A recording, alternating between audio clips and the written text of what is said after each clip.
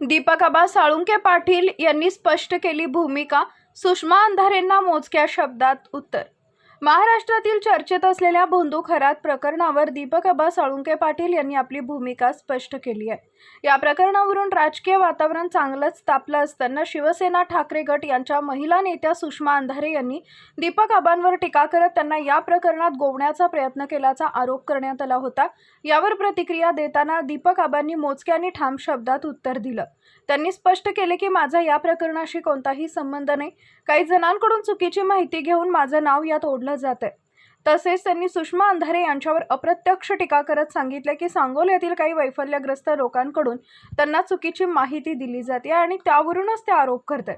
या वक्तव्यामुळे राजकीय वर्तुळात पुन्हा एकदा चर्चांना उधाण आलं असून या प्रकरणाला आता नवं वळण मिळण्याची शक्यता आहे। पहा काय म्हणतायत दीपक आबा। सुषमा अंधारे ताई या एक सामाजिक कार्यकर्ते आहेत, एका पक्षाच्या मोठ्या प्रवक्त्या आहेत आणि एक जबाबदार आमच्या भगिनी आहेत। वास्तविक पाहता मी जेव्हा त्यांनी माझ्यावर केलेले आरोप ऐकले तेव्हा माझ्या मनाला वेदना झाल्या की सुषमाताई सारख्या एका आमच्या जाणकार भगिनीनं कुठल्याही प्रकारची माहिती नीट न घेता माझ्यासारख्या एका कार्यकर्त्यावर हे आरोप केलेले आहेत की माझा त्यांचा आर्थिक संबंध आहे, मी त्यांना फ्लॅट गिफ्ट दिलेलं, हे धांदात खोटं आहे।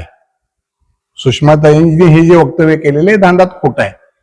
आता आमच्याकडे आमच्या तालुक्यामध्ये काही वैफल्यग्रस्त माणसं आहेत आमच्या भागातली की तिथं काही चालतच नाही। मग असं कुठंतरी सुषमाताईंकडे जाऊन त्यांचा कदाचित त्यांनी गैरसमज केलेला असेल आमच्या तालुक्यातल्या आमच्या वैफल्यग्रस्त मंडळीने, हे एकतर कारण असावं।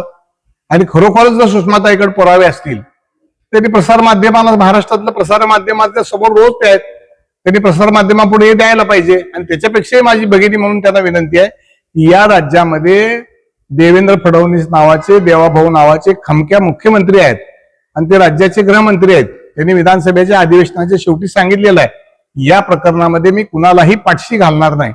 आणि त्यांना खरंच जर या प्रकरणाचा कळवळा असेल आमच्या सुषमाताईला तर त्यांच्यावर जे पुरावे आहेत त्यांनी डायरेक्ट मुख्यमंत्र्याकडे द्यावे, मुख्यमंत्री ते तपासतील। नोटीस पाठवणार नाही, मी नोटीस वगैरे काय पाठवणार नाही, पण एक भगिनी म्हणून त्यांना मी सल्ला देईन की तुम्ही जेव्हा जेव्हा टीव्हीवर दिसता त्या वेळेला तुम्ही काहीतरी असलं कुरापती घेऊन जे येता त्यापेक्षा तुम्ही टीव्हीवर असं दिसावं की आज राज्यामध्ये गारपीट झालेली आहे, अतिवृष्टी झालेली आहे, त्यामुळे शेतकऱ्यांचं नुकसान झालेलं आहे, डाळिंबाच्या बागा उद्ध्वस्त झालेल्या आहेत, केळाच्या बागा उद्ध्वस्त झालेल्या आहेत, कांदा उद्ध्वस्त झालेला आहे, लोकांची घरं उडून गेलेली आहेत।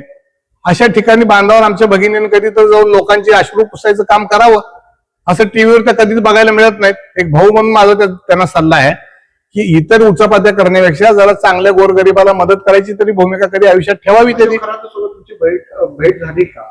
अशोक खरातांची माझी कुठल्या तरी कार्यक्रमाच्या निमित्तानं त्यांची माझी भेट 100% झालेली आहे। सामाजिक जीवनामध्ये काम करत असताना अनेक कार्यक्रमाला आम्हाला उपस्थित राहावं लागतं आणि महाराष्ट्रातल्या बहुतांशी अनेक नेत्यांचे फोटो खरातांच्या बरोबर आहेत। ह्याचा अर्थ काय सगळेच कोण गुन्हेगार आहेत असं नाही। सहजासहजी ऍज इट इज एखाद्या कार्यक्रमात कुणाला तरी फोटो काढायची हौस असते, असे फोटो निघालेले आहेत। मी कुठतरी कार्यक्रमात त्याला भेटलेलो, मी नाकारत नाही, पण त्यांचे माझे आर्थिक संबंध किंवा फ्लॅट दिला हे धादात खोटं आहे।